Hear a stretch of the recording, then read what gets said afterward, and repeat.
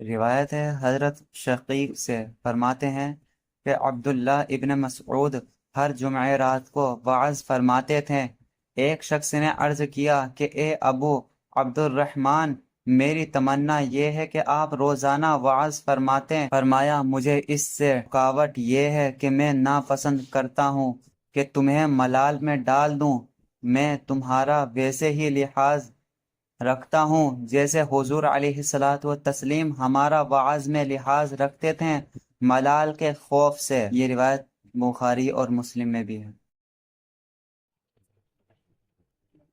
روایت حضرت انس سے فرماتے ہیں کہ نبی کریم صلی اللہ علیہ وسلم جب کوئی لفظ بولتے ہیں تو اسے 3 بار دہراتے ہیں تاکہ سمجھ لیا جائے، اور جب کسی قوم پر تشریف لاتے ہیں اور انہیں سلام فرماتے ہیں تو 3 بار سلام کرتے ہیں، یعنی اس کا معنی کہ اجازت سے پہلے سلام لیتے ہیں، اور ملاقات کے وقت سلام لیتے ہیں، اور جب رخصت ہوتے ہیں، واپسی ہوتے ہیں حضور، تب سلام فرماتے ہیں۔ یہ روایت بخاری میں ہے۔ روایت ہے کثیر ابن قیس سے، فرماتے ہیں کہ میں حضرت ابو درداء کے ساتھ دمشق کی مسجد میں بیٹھا تھا۔ آپ کے پاس ایک آدمی آیا اور بولا کہ اے ابو درداء، میں رسول اللہ صلی اللہ علیہ وسلم کے مدینے سے آپ کے پاس صرف ایک حدیث کے لیے آیا ہوں۔ مجھے خبر لگی ہے کہ آپ حضور سے وہ روایت فرماتے ہیں، اس کے سوا اور کسی کام کے لیے نہ آیا۔ آپ نے فرمایا کہ میں نے رسول اللہ صلی اللہ علیہ وآلہ وسلم کو فرماتے سنا کہ جو تلاش علم کرتے ہوئے کوئی راہ طے کرے تو اللہ اسے بہشت کے راہوں سے کوئی راہ چلائے گا، اور بے شک فرشتے طالب علم کی رضا کے لیے پر بچھاتے ہیں۔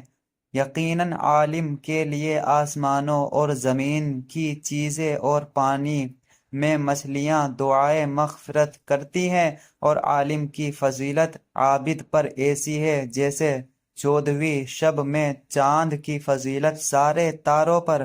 اور علماء نبیوں کے وارث ہیں۔ پیغمبروں نے کسی کو دینار درہم کا وارث نہ بنایا، انہوں نے صرف علم کا وارث بنایا۔ تو جس نے علم اختیار کیا اس نے پورا حصہ لیا۔ اسے احمد بن حنبل، ترمذی، ابو داود، ابن ماجہ اور دارمی نے روایت کیا۔ ترمذی نے ان کا نام قیس ابن کثیر بتایا۔ روایت ہے ابو امامہ باہلی سے، فرماتے ہیں کہ رسول اللہ صلی اللہ علیہ وسلم کی خدمت میں 2 شخصوں کا ذکر ہوا، جن میں سے ایک عابد دوسرا عالم ہے۔ تو حضور صلی اللہ علیہ وسلم نے فرمایا کہ عالم کی عابد پر فضیلت ایسی ہے جیسے میری فضیلت تمہارے ادنا پر۔ پھر فرمایا رسول اللہ صلی اللہ علیہ وسلم نے، اللہ اور اس کے فرشتے اور آسمان اور زمین والے حتیٰ کہ چیونٹیاں اپنے سوراخوں میں اور مچھلیاں پانی میں صلات بھیجتے ہیں لوگوں کو علم دین سکھانے والے پر۔ اسے ترمذی نے روایت کیا۔